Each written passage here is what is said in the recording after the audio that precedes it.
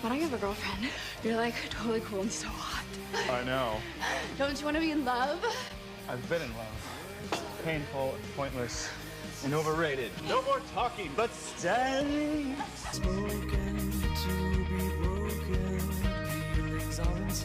Your life is so pathetic. Yeah. You are so damaged. You don't have one hint of self-esteem. None. I think I know what can help you. I believe horror is meant to be problematic. Proper horror icons are born of twisted ideologies and worldviews. The more problematic a work of horror, the better. Welcome to another Kevin Williamson analysis video. The Vampire Diaries was a television show developed by Kevin Williamson and Julie Plec based on a young adult book series by L.J. Smith. The show immediately followed 2008's Twilight film adaptation in 2009, but predates all things 50 Shades of Grey, which is important to our analysis. There's no question in my mind that Kevin Williamson is a genius. He's a defining figure of the 90s, a generation's premier writer and artist. I can't begin to tell you how much I appreciated it when Damon Salvatore, one of Williamson's new vampires, said almost to camera, "I couldn't stand another day of the 90s." That brings us to our first and probably focal point of interest, but I guess before I go further, I'd like to make it extremely clear to anyone watching this that this is only an analysis of the show's first season. The Vampire Diaries ran for a long time, and only recently have I personally watched the first 22 episodes or so. Mostly because of my fascination with Kevin Williamson. I watched the first season in its absolute entirety. Also, I could understand Williamson's artistic designs, his aims to properly analyze and consume his work in the Vampire Diaries. I may finish the show in my own fashion, which is at a slow pace, so I ask that anyone who has seen the show refrain from the use of post-season 1 spoilers in the comments of this video. I'm also pretty confident in presuming that a lot of my viewers probably deliberately avoided this television show at all costs, or were possibly forced to watch 2 or 3 episodes at some point at the most. I bet most of my viewers don't respect the Vampire Diaries at all, and I'm not standing up in defense of the show with my analysis because I'm not sure if it truly deserves our respect in quite the same way Scream or Dawson's Creek deserved it, but I am certain that the Vampire Diaries deserves our attention, comprehension, and time. Let's start at the vampire metaphor. In films, the vampire is an adaptable creature. Max Schreck embodied the popular vampire as fear of the foreigner, and Todd Browning with Bela Lugosi expanded on the fear of the vaguely Eastern European stranger and added a layer of erotic depth to his symbolic danger. Dracula was once scary because he was a charming foreigner who meant to seduce our young women.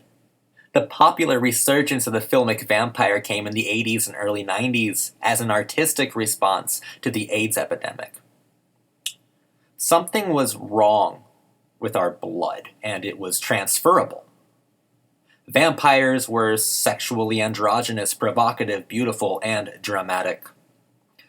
Popular films like Joel Schumacher's The Lost Boys and Tom Holland's Fright Night were hyper-focused on themes of homosexuality and sexual androgyny. The gay vampire peaked in popularity and overt symbolic visibility in 1994 with Neil Jordan's magnificent film, Interview with the Vampire, based on Anne Rice's novel of the same name. I cover the history of the vampire here so we can better understand Kevin Williamson's treatment of vampires in 2009.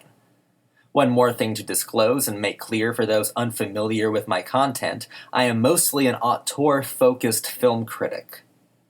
L.J. Smith may be a marvelous writer, but the craft of the books is not the point of this video. I credit the show and everything in it to Kevin Williamson and Julie Plec, and that's mostly because of how the series directly continues the very particular philosophical language of Williamson in an overtly deliberate way. If you're hoping for an analysis of the books, you are in the wrong place. And that's where we get the Twilight, right? That's where we get the Twilight and a kind of reinvention of the vampire. But Williamson, I think, properly redesigns it. Kevin Williamson's vampires are certainly different at first glance. Brothers Stefan and Damon Salvatore appear modified. The show's Twilight-esque components seem to have been perverted also. Williamson's vampires are colored with BDSM, his two eternal studs, locked in a never-ending competition over a relationship of command. The Vampire Diaries is about bratty subs and dapper doms, control and BDSM relationships versus freedom and relationships based entirely on consent, autonomy, and agency. Both parties non-negotiables and both problematic in turn and equally radical. It's about radicalized love, gothic male obsessions, and the junky behavior of the sexes. The Vampire Diaries seems to initially posit that the kind of freedom a master gives his subject is greater and more tangible than the freedom a peasant makes for themselves. In large ways, repeated throughout the show's first season, Williamson's vampire metaphor fetishizes abuse. The Vampire Diaries expresses the over-sexualization of feminine insecurities through the projection of compelled masculine toxic traits. Williamson's female vampires see their insecurities weaponized, and the transformative weaponization seems a visceral response to abuse, neglect, and the fruits of control and male influence. Teenage girls with low self-esteem desire Damon Salvatore's methods. Every girl could have low self-esteem if a television show tells her to. That's the power of media, and the power of auteur-made media. Everyone wants to experience moments of self-realization, and Damon and Stefan have opposing doctrines. Damon has self-realization through recontextualization. He turns girls into the undead, repurposing them. For now, they are possessed of pure purpose. However nihilistically impure they've become, highly individualistic yet quick to both encourage and punish, Damon is more modernist recontextualization of the vampire metaphor than reinvention or deconstruction. Stefan Salvatore is strikingly opposite. He's different and kind, but that's also what makes his methods of self less engaging. His methods of self both selfless and less engaging. The existentialist freedom of choice dreadly pairs in comparison to Damon Salvatore's. Both brothers have objectively problematic designs and obsessions, yet it's the female fantasy and queer wish fulfillment directly found in Damon's seductive, toxic persona that is actually scary and works as a critique of culture and defining of popular romance for the 2010s. Cravings, hunger, protection, compulsion, and girlhood is partly redefined legitimately by what dominates their fantasies. When Damon stalks and attacks his prey, he leaves bruises and bite marks all over the bodies of underage girls, and they are thankful for these traces of his protection, as their fantasies are protected inside Damon Salvatore's impact, force, and commands. His fingerprints. Their fantasies are safe and known only by Damon, but advertised to the vanilla world through bites, bruises, and purpose, recontextualized. All's well in Mystic Falls.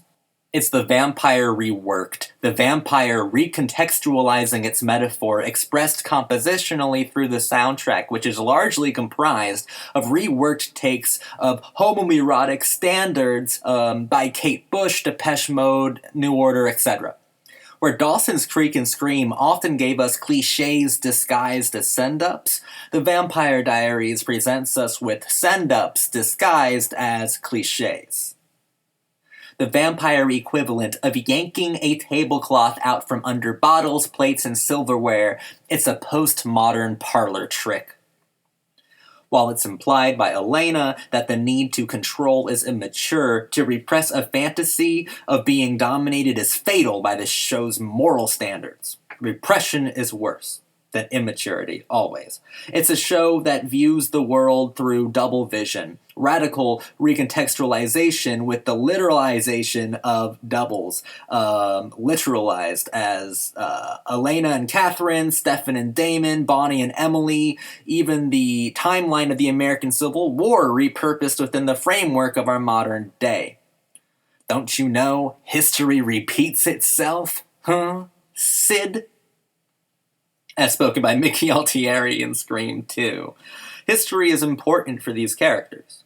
Lineage, heritage, ancestry, objects, founders, artifacts of artifice, rings, watches, lockets, objects of objectification like crystals that contain the souls of beautiful young girls, journals that hold confessions and personalities, stones of black magics, and antique compasses that keep familial ties alive for centuries.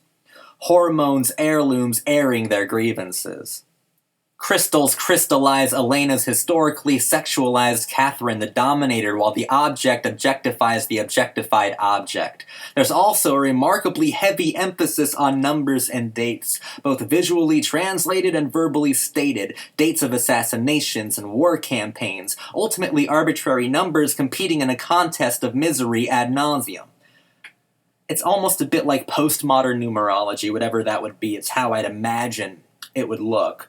Ultimately, the Vampire Diaries is a postmodern wet dream about the man that broke your heart, crushed your soul, destroyed your life, and ruined any and all chances of happiness. Some of it is quite appealing in a brooding and cheeky sort of way. Its self-referential qualities and components elevate the contrived silliness of trademark teen soap melodrama. The Vampire Diaries is the anti-Buffy in so many ways. Elena is no Buffy Summers, Bonnie no Willow, and the Stefan-Damon dichotomy would only falsely equal that of Angel and Spike. Kevin Williamson and Joss Whedon are opposites, though both postmodernists. Whedon is more traditionally existentialist, with Whedon's most interesting work being directly informed by Nausea, the existential philosophical novel by Jean-Paul Sartre. Williamson may be the world's first and only postmodern sentimentalist. Now, to be clear, I believe Joss Whedon's The Buffy the Vampire Slayer is an example of perfect television. I even have a tattoo on my forearm of Faith, Eliza Dushku's character on the show. Buffy means a lot to me. There is nothing perfect about the Vampire Diaries, yet I have a ghost face tattoo on my other arm. So the combined efforts of both Whedon and Williamson are with me forever and always on my mind.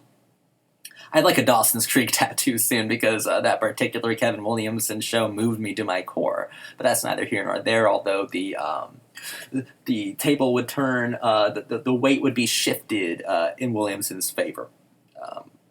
A bit more so then. Both Williamson and Whedon are geniuses. Where Buffy is focused on feminist theory, Nietzschean ideals of both men and women, and existentialist antidotes for nihilism, The Vampire Diaries is focused on death wish fulfillments. In one particularly revealing episode penned by Williamson himself, characters debate the purpose of vampires. Williamson's are almost allegorical. Quote, creative expression during a very volatile time. The character goes on to say, with Williamson's pointed tongue, a country at war doesn't want realism. They want fantasy, thus vampire fiction. Williamson casts a net of postmodern sentimentality as the fantasy the show entertains becomes integrated within vampiric iconographic frameworks in real time. It's pop culture repurposed as helplessly undead, a line spoken by Damon that I think really captures the ethos of the program. You're dead, dude. Get over it. And when speaking of his brother's more existentially empowering approaches to romance and relationships, he says about Stefan, he walks a moral plane out of our eye line.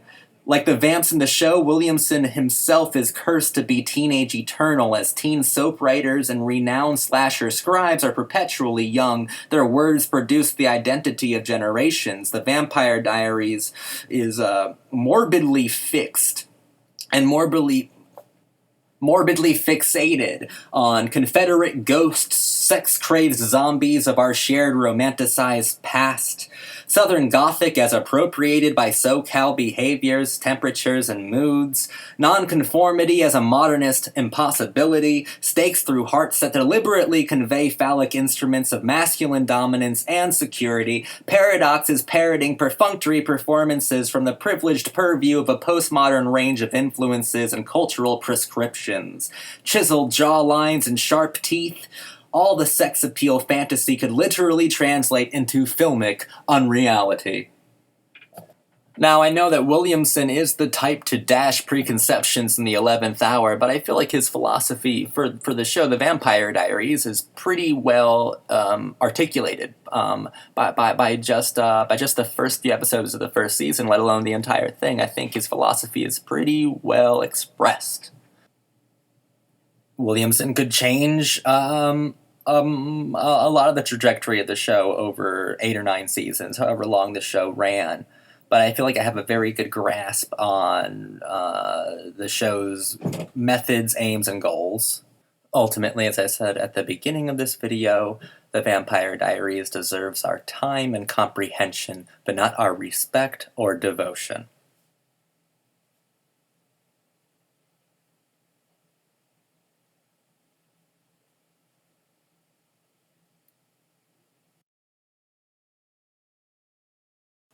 Also, postscript, aren't you proud of me for not thirsting over Nina Dobrev at all? You know, I mean, she's fucking crazy hot. Oh my god. I hope you enjoyed this video and appreciated that I restrained myself. Whatever.